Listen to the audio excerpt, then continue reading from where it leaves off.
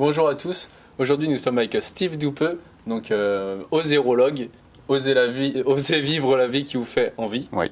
Voilà, donc Steve, est-ce que tu peux te présenter en quelques mots? Avec plaisir, bonjour tout le monde. Donc je m'appelle Steve Doupeux, effectivement, et c'est vrai que j'aime bien me qualifier d'osérologue parce que quelque part je me dis que dans cette vie, beaucoup de personnes n'osent pas justement vivre la vie qui leur fait envie, mais quand je dis envie, c'est en deux mots. Envie, vraiment envie de vivre, mais aussi envie de se sentir en vibration. Donc je me suis spécialisé notamment dans cette approche-là, avec des techniques d'hypnose, de FT et bien d'autres dont on parlera probablement, pour aider, et du moins accompagner les gens à se sentir totalement vivants. D'accord. Et toi, justement, cette envie de contribuer pour toi, parce qu'il y a eu un moment dans ta vie où tu ne te sentais pas vraiment vivant, c'est ça? Et un jour, il y a eu un déclic? Il y a eu beaucoup de déclics, en fait. Il y a eu beaucoup de déclics? Ouais, il y a eu beaucoup de déclics. Je pense qu'en fait, je me suis toujours senti vivant parce que je ne sais pas si c'est inné ou pas, j'en sais rien, mais j'ai toujours eu la capacité d'oser me lancer dans un projet, par exemple. Donc, même en étant salarié ou avec un bon salaire, avec de belles conditions de vie en tant que salarié, j'ai souvent osé démissionner pour lancer quelque chose d'autre. Donc, j'ai monté 2 ou 3 entreprises comme ça. Mais il y a eu, à un moment donné, vraiment quelque chose qui a fait la différence et que je me suis dit, là je suis monté mon entreprise, à l'époque je faisais de l'entretien de jardin, je passais par beaucoup de métiers, hein, vraiment, j'étais videur de boîte de nuit, j'ai fait de l'entretien de jardin, j'ai créé une boîte de publicité, créé un magazine, j'étais maître chien, j'ai été travailler dans la musique, j'ai fait des concerts, j'ai fait beaucoup de choses, donc j'ai toujours osé faire beaucoup de choses, mais sur la dernière entreprise que j'avais créée de service à la personne, j'ai eu effectivement une lumière à un moment donné, et je me rappellerai toujours de ce jour-là où j'étais en train d'arracher de l'herbe dans le jardin d'un client. Alors vous n'êtes pas obligé d'arracher de l'herbe chez tous les gens pour trouver le sens de votre vie, ça je vous rassure, mais ça s'est passé comme ça. Et c'est suite à un divorce, j'avais consulté une relaxologue et j'avais fait un travail sur moi. Et ce jour-là, dans ce jardin, j'arrache de l'herbe et j'ai un client qui m'appelle pour me dire l'année prochaine, Steve, on ne reconduira pas notre contrat. Et je me suis dit, mais là, moi, j'en ai un peu ras-le-bol, en fait, de ce boulot-là. Qu'est-ce que je vais faire? Et j'ai réalisé que ce que j'aimais faire, c'était lire des livres de développement personnel et d'aller voir ma relaxologue et de comprendre comment je fonctionnais. Et j'ai décidé à ce moment-là de me lancer dans ce métier. D'accord, donc c'est vraiment, tu t'es dirigé vers ce métier parce que tu avais une envie de te connaître, c'est ça? C'est ça. Pour toi, la connaissance de soi, c'est important. C'est essentiel, en fait. Essentiel. C'est même, je pense, quelque chose qui devrait être transmis dans les écoles. Ouais. À la place de beaucoup d'autres choses qui peut-être ne sont pas indispensables. Ouais. Ils peuvent être utiles mais pas indispensables, alors que de se connaître me semble que c'est indispensable pour le coup. D'accord. Et donc c'est cette connaissance de toi, de soi, une fois que tu t'es finalement connu, qui a fait que tu as voulu te former pour aider les autres personnes à se connaître Absolument, parce que finalement, de faire ce travail que j'ai fait sur moi suite à ce divorce douloureux pour moi, qui m'a mis vraiment un genou à terre, ça a été aussi une prise de conscience de tout un fonctionnement, un système de pensée, un système de fonctionnement, un système émotionnel, tout un tas de trucs que pour la plupart des gens subissent finalement sans réellement se demander mais qu'est-ce que je suis en train de vivre, qu'est-ce qui se passe, pourquoi je m'enferme là-dedans, pourquoi je m'embourbe là-dedans dans cette situation, pourquoi je crée ces problèmes-là, pourquoi je crée ces situations de vie-là. Donc de comprendre tout cela m'a permis évidemment de m'en sortir plus facilement, parce qu'on ne peut changer que ce dont on a conscience. Et à partir de là, effectivement, de me dire, mais c'est tellement puissant, ça, c'est tellement important de comprendre ça que je ne peux pas le garder pour moi. Et je pense que ce que j'ai appris, je pense que ce que je viens d'expérimenter, après avoir fait les formations qu'il faut faire, eh bien, je pourrais accompagner moi aussi les personnes. Autrement dit, c'est quelque part déjà là, toucher un peu à cette mission, qui pour moi est une mission finalement de vie, quasiment. Oui, c'est ça. Donc maintenant, tu es vraiment là dans ta mission. Oui, c'est ça, c'est trouver vraiment son sens. Et j'avais l'impression jusqu'ici d'être dans un rond-point, tu sais. Ouais. J'ai de l'énergie, j'ai de la force, j'ai de l'énergie, j'ai de la capacité de faire des choses, mais je suis dans un rond-point. Ouais. Et dans ce rond-point, je tourne. Et je vais faire des choses. Mais je vois qu'il y a plein de sorties, plein de possibilités, mais rarement j'en prends une à fond, ou alors j'en prends une et je reviens et je retourne. Et à un moment donné, je vois cette sortie où... grâce finalement à ces difficultés que j'ai traversées, je prends cette sortie-là et là, je sens que je suis dans la bonne direction. Là, j'ai trouvé mon sens, j'ai trouvé ma direction. Donc cette énergie, j'ai pu l'investir là-dedans et puis depuis, ça ne s'arrête plus depuis 5 ans maintenant. Ouais, c'est vrai. Mm. Et juste avant de rebondir dessus, c'est vraiment comment tu as su que tu étais dans la bonne direction, finalement? Ah, je pense que c'est vraiment de l'ordre du ressenti. D'accord. Et donc, pour ton cas, en tout cas, enfin, pour toi, qu'est-ce que tu ressens quand tu es dans ta direction? Qu'est-ce qui...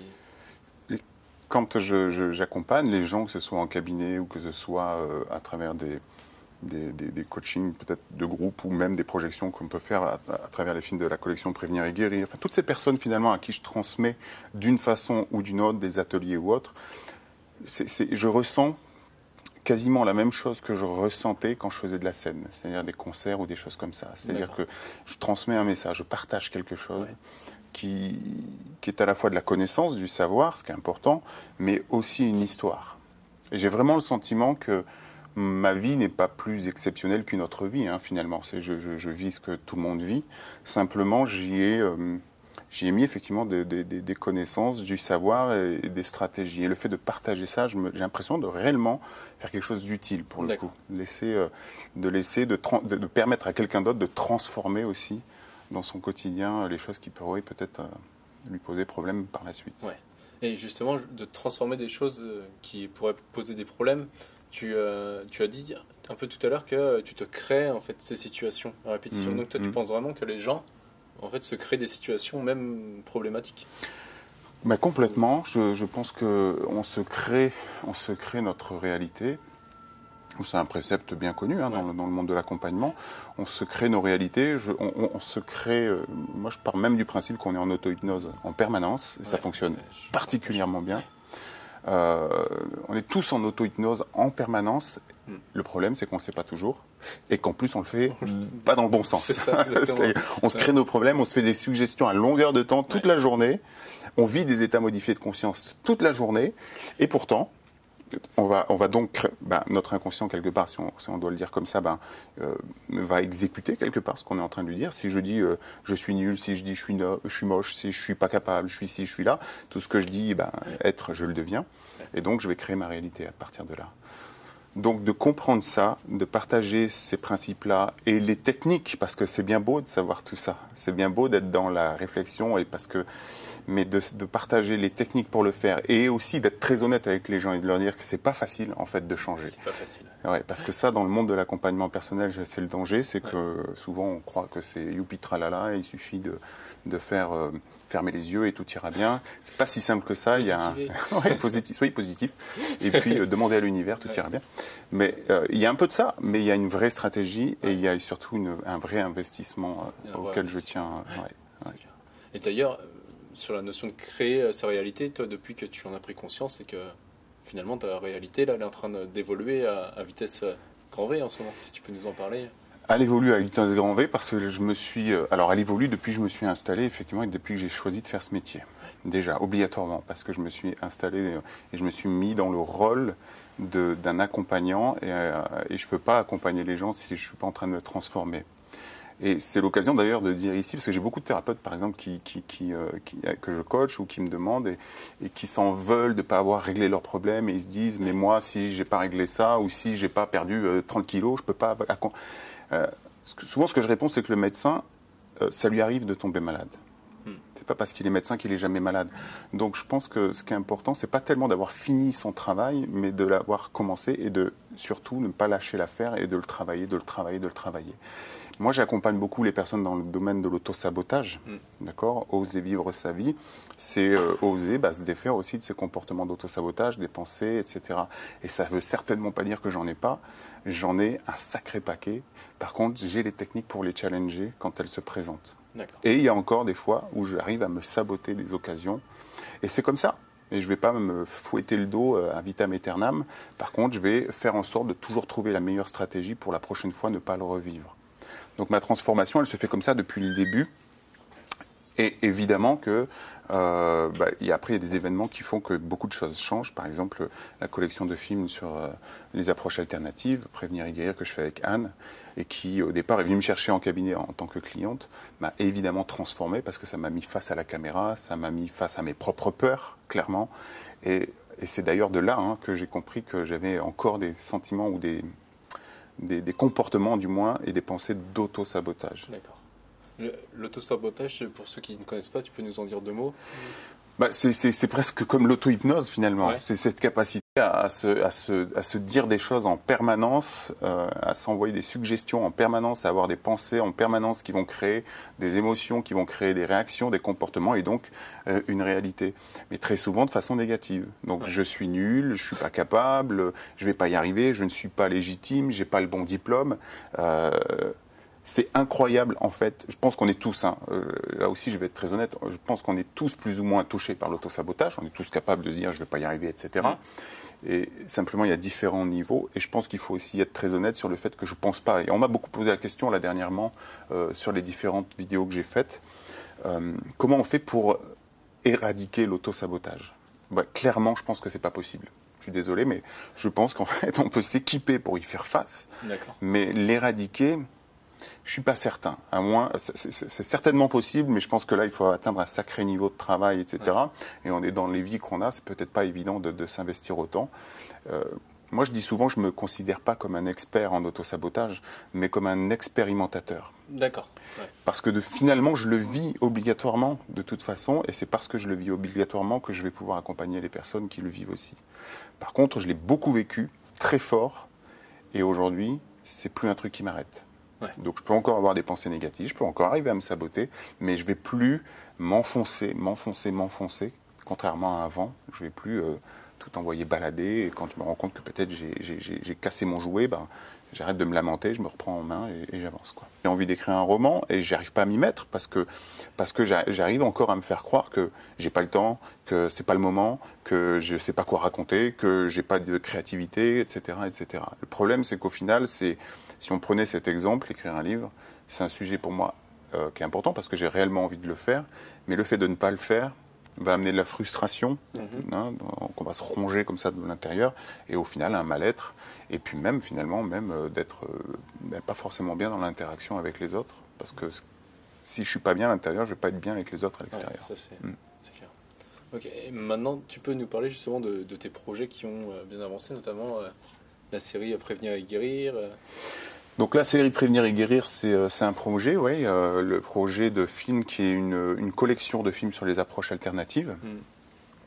On a sorti déjà 2 films à l'heure où tu fais cette interview.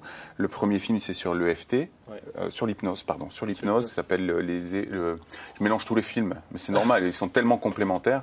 Donc le premier film, voilà, c'est... super, d'ailleurs, qui est avec Anne derrière la caméra. Anne qui est derrière la caméra. Le premier film, c'est l'hypnose au cœur du corps. Donc, où là, on propose effectivement de mieux comprendre ce qu'est l'hypnose, etc. Et le deuxième film, c'est les émotions au bout des doigts. Et là, on parle de l'EFT et Matrix. Donc, c'est vraiment 2 outils très, très complémentaires, EFT, hypnose, pour faire un travail. Et cette collection, c'est aussi d'autres films à venir sur le coaching, la naturopathie, la méditation, la communication non violente. Il y aura d'autres films qui sortiront dans le temps. Voilà.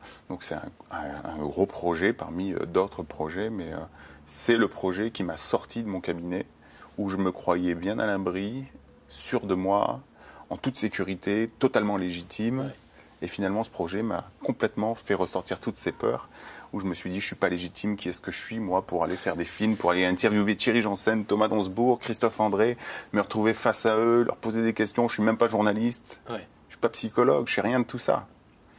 Donc là, pour le coup, le sentiment le syndrome de l'imposteur, le sentiment d'illégitimité, il était juste énorme. Et ce projet m'a réellement permis de faire un énorme travail là-dessus. Ça vaut toutes les thérapies. Et voilà. Et puis, à la suite de ça, il y a beaucoup d'autres projets qui en découlent, forcément. D'accord. Et c'est vraiment ça. Alors, du coup, tu disais, en fait, tu te sentais pas légitime, mais finalement, tu as juste agrandi ta zone de confort. Complètement. Parce que les gens, des fois, ils ont peur de sortir, de faire des choses dont ils n'ont pas l'habitude, et finalement, c'est là où, plus tard, ils vont vraiment s'amuser. Exactement. En parlant de zone de confort, c'est un truc qui est très simple, finalement. C'est que moi, j'osais pas, il y a 2 ans de ça, j'osais pas venir à Paris. C'est fou, j'ai conduit à Los Angeles, à Chicago, à San Francisco, mais Paris, j'étais pas à l'aise. J'étais pas à l'aise de venir à Paris, cette ville me faisait peur, etc. Donc il a fallu que je sorte de ma zone de confort pour aller faire des interviews.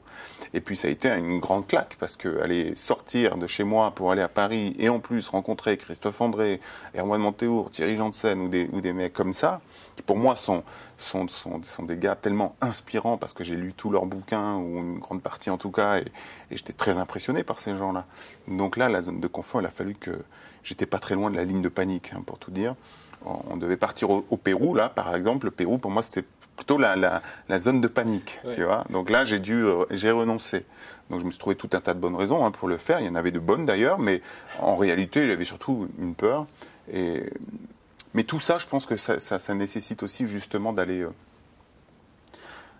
Tu sais, on parle souvent d'estime de soi et notamment de cette idée d'être honnête avec soi-même et de se responsabiliser. Je pense vraiment que pour qui veut avancer dans la vie, et tu le disais tout à l'heure en substance, je t'entendais parler là, lors d'une interview que tu as donnée, que se responsabiliser, toi, ça t'avait beaucoup interpellé, cette idée-là.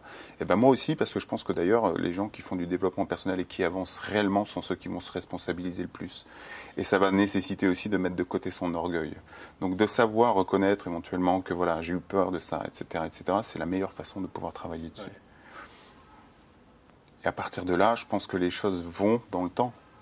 Il suffit finalement de ne pas vouloir être trop pressé, ce que j'ai beaucoup de mal à faire, mais enfin, on y travaille.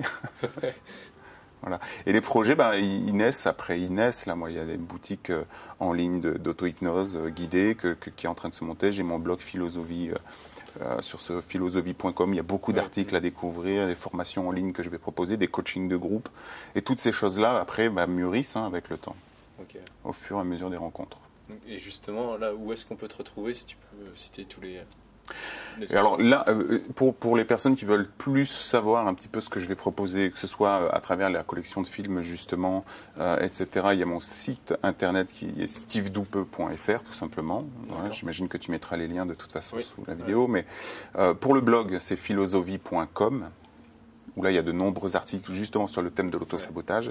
Et puis il y a une boutique en ligne qui est une boutique d'auto-hypnose guidée, là, sur différents thèmes, et beaucoup d'ailleurs sur l'autosabotage, ou du moins le fait d'oser, qui s'appelle audiohypnosemp3.com.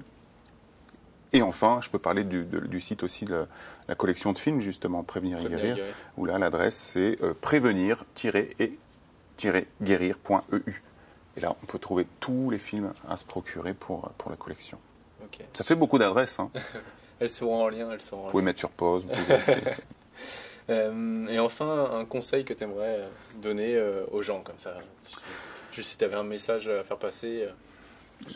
Alors, le premier mot qui me vient, il y a deux mots qui me viennent. Je ne sais pas si c'est un conseil, ce serait vraiment une invitation, en tout cas, à oser la vulnérabilité. Je pense que, surtout les mecs, oser être vulnérable. Voilà, oser être vulnérable, oser